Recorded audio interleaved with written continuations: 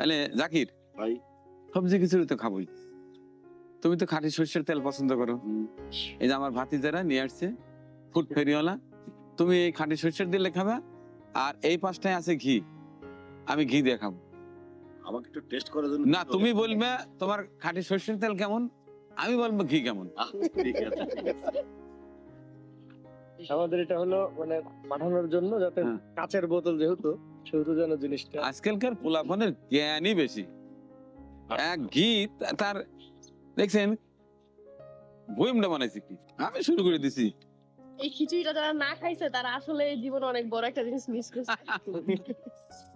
সর কালেক্ট করে সর ভাঙা যে হ্যাঁ। ক্রিমটা হয় সেই ক্রিম থেকে আমরা এই ঘিটা করছি।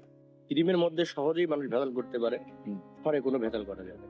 ঘিটা আসলে অসাধারণ, আর খিচুড়িটা অনেক মজা। খিচুড়ির সাথে ঘি কম্বিনেশনটা জাস্ট অসাম। ওই যে একটা ডায়লগ আছে না, সেই স্বাদ এত স্বাদ কেন, এরকম আর কি।